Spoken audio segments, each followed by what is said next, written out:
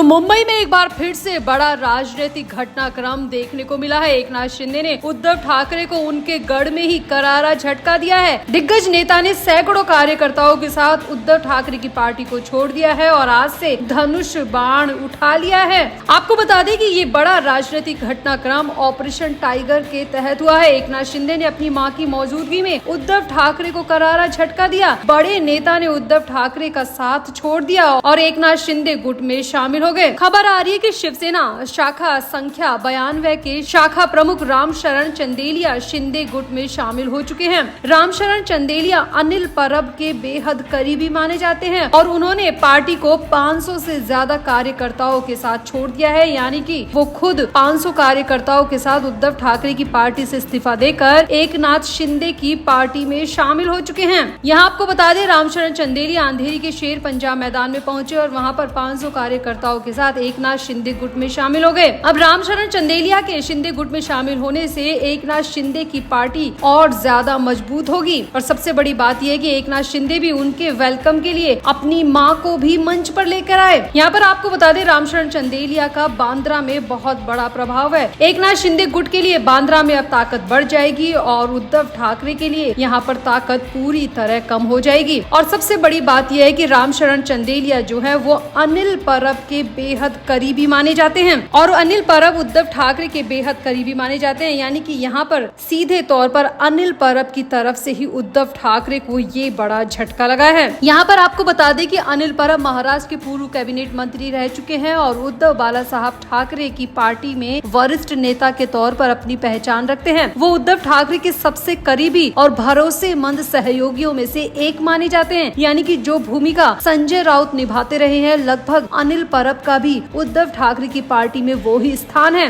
अनिल परब को मुंबई की राजनीति और चुनाव का मुख्य रणनीतिकार भी माना जाता है और माना जाता है कि ठाकरे गुट को जो मजबूती मिली है वो अनिल परब की राजनीतिक सूझबूझ से ही मिली है। लेकिन अब उन्हीं अनिल परब के सबसे करीबी का एकनाथ शिंदे गुट में शामिल होना एक बहुत बड़े झटके की तरफ इशारा कर रहा है और ये झटका किसी और को नहीं बल्कि उद्धव ठाकरे को लगेगा, क्योंकि रामशरण चंदेलिया और अनिल परब में वो ही करीबी है जो कि अनिल परब और उद्धव ठाकरे में है। यानी कि जिस तरह से अनिल परब उद्धव ठाकरे के बाएं हाथ है, उसी तरह से रामशरण चंदेलिया भी अनिल परब के बाएं हाथ है। लेकिन इस तरह से रामशरण चंदेलिया का एकनाथ शिंदे गुट में शामिल होना कहीं न कहीं किसी संदिग्ध चीज की तरफ इशारा कर रहा है। हो सकता है कि आने वाले दिनों में सीधे तौर पर अनिल परब की तरफ से भी ऐसा ही कोई झटका उद्धव ठाकरे को लग जाए, क्योंकि अगर अनिल परब के करीबी एकनाथ शिंदे गुट में जा सकते हैं तो इसमें कोई दो राय नहीं कि अनिल परब भी अपना पासा पलट ले, उद्धव ठाकरे की पार्टी से इस्तीफा दे दे और एकनाथ शिंदे गुट में शामिल हो जाए। यानी कि यहाँ पर उद्धव ठाकरे को बहुत बड़ा झटका फिलहाल रामशरण चंदेलिया की तरफ से लगा है। बांद्रा उनके हाथ से पूरी तरह खिसक गया है, क्योंकि रामशरण चंदेलिया बांद्रा से 500 से ज्यादा सपोर्टर्स को अपने साथ लेकर गए हैं और ये बहुत बड़ा झटका बांद्रा से उद्धव ठाकरे को लगा है। और सबसे बड़ी बात यह कि रामशरण चंदेलिया अनिल परब के नजदीकी है, बेहद करीबी रहे हैं और ऐसे में अनिल परब की तरफ अब हर किसी की नजर है। तो आपको क्या लगता है, क्या वाकई में बांद्रा उद्धव ठाकरे के हाथ से छिन चुका है? क्या एकनाथ शिंदे उद्धव ठाकरे की पार्टी को धीरे धीरे खोखला करते जा रहे हैं? आपको क्या लगता है? आप भी अपनी राय कमेंट बॉक्स में जरूर दें और वीडियो को भी शेयर करें।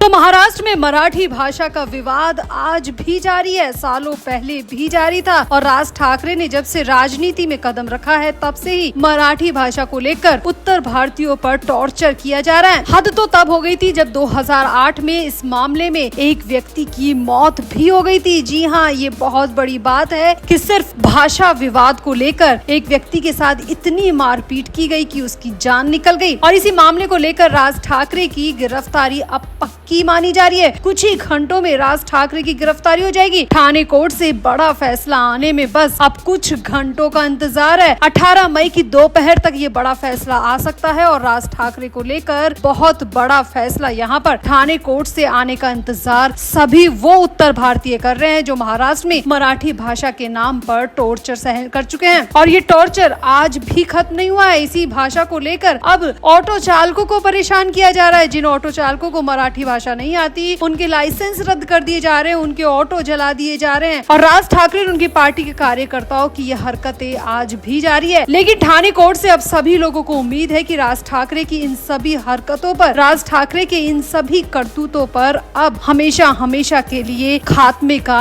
काम हो जाएगा। तो अब राज ठाकरे की गिरफ्तारी में कुछ ही घंटों का वक्त बचा है। तो बड़ी खबर यह आ रही कि राज ठाकरे इतने घबरा गए हैं, इतने ज्यादा परेशान हो गए हैं, जेल का नाम सुनते ही राज ठाकरे की सांसें फूलने लगी है। और ऐसे वक्त में, ऐसे मुश्किल हालात में राज ठाकरे को एक बार फिर से अपने भाई उद्धव ठाकरे की ही याद आई है और इसीलिए राज ठाकरे भागे भागे मातोश्री पहुंचे और ये उम्मीद लेकर पहुंचे कि उद्धव ठाकरे उनकी मदद करेंगे। मुंबई मीडिया सूत्रों के मुताबिक राज ठाकरे उद्धव ठाकरे से मुलाकात करने के लिए मातोश्री पहुंचे। राज ठाकरे ने ना तो कोई अपॉइंटमेंट ली थी, ना ही कोई फोन किया था, ना ही किसी तरह का मैसेज दिया था। बस राज ठाकरे घबराहट के साथ भागे भागे सीधे मातोश्री पहुंच गए। अब मातोश्री में क्या कुछ हुआ वो भी जान लीजिए। तो खबर आ रही है कि उद्धव ठाकरे को भी पता है कि ठाणे कोर्ट से फैसला आ सकता है और राज ठाकरे को लेकर काफी बड़ा फैसला यहाँ पर आने की सभी जगह चर्चा हो रही है। अब आप सभी को पता है कि राज ठाकरे की आड़ में उद्धव ठाकरे भी हमेशा से मराठी भाषा के पक्षधर रहे हैं और अपनी राजनीति को चमकाने के लिए उद्धव ठाकरे ने भी मराठी भाषा का झंडा बुलंद करने में कोई कसर नहीं छोड़ी। इसीलिए कहीं ना कहीं उद्धव ठाकरे को भी डर है कि वो कहीं गेहूं के साथ घुन की तरह पिस न जाए। इसीलिए खबर आ रही है कि जब राज ठाकरे उद्धव ठाकरे से मदद मांगने पहुंचे तो उद्धव ठाकरे ने घर पर ना होने की बात कही। जी हाँ, मुंबई मीडिया सूत्रों की माने तो उद्धव ठाकरे घर पर ही थे, लेकिन यहाँ पर राज ठाकरे से मिलने से मना कर दिया। सूत्रों के मुताबिक पहले राज ठाकरे को 1 से 1.5 घंटे तक इंतजार करवाया गया और इसके बाद फाइनली कहा कि उद्धव ठाकरे घर में है ही नहीं। वो मीटिंग के लिए शिवसेना यूबीटी के दफ्तर में गए हैं और वहाँ से अभी तक फ्री नहीं हुए हैं और ये बात कहकर राज ठाकरे को खाली हाथ वहाँ से लौटा दिया। हालांकि इसी बीच राज ठाकरे से उद्धव ठाकरे मिले, रश्मि ठाकरे मिली और राज ठाकरे की एक भाई के तौर पर, देवर के तौर पर, एक चाचा के तौर पर आओ भगत की गई। उनके लिए चाय नाश्ते का इंतजाम किया गया। लेकिन उद्धव ठाकरे से जिस मदद की उम्मीद लेकर राज ठाकरे पहुँचे थे वो अधूरी रह गई, क्योंकि उद्धव ठाकरे ने घर में होते हुए राज ठाकरे से मिलने से यहाँ पर साफ साफ इनकार कर दिया। अब ये तो नहीं पता कि राज ठाकरे को इस बारे में पता चला या नहीं चला, लेकिन मीडिया वालों को गुप्त सूत्रों से जो जानकारी मिली है वो यही है कि उद्धव ठाकरे अपने घर में ही थे, लेकिन राज ठाकरे को 1.5 घंटे तक इंतजार कराने के बाद खाली हाथ वहां से लौटा दिया गया। तो अब ये पूरा मामला बेहद गंभीर होता जा रहा है। गिरफ्तारी को कुछ घंटे ही बचे हैं। ठाणे कोर्ट का फैसला आने में कुछ ही वक्त बचा है। 18 मई का वो दिन होगा जब उत्तर भारतीयों के साथ हुए शोषण का और अत्याचार का अंत हो जाएगा। तो आपको क्या लगता है, उद्धव ठाकरे ने डर की वजह से राज ठाकरे की मदद को इनकार कर दिया और उत्तर भारतीयों पर जो हमले किए गए हैं और जो हमले आज तक जारी है, उस मामले में क्या वाकई में राज ठाकरे को सलाखों के पीछे जाना चाहिए? आपको क्या लगता है? आप भी अपनी राय कमेंट बॉक्स में जरूर दें और वीडियो को भी शेयर करें।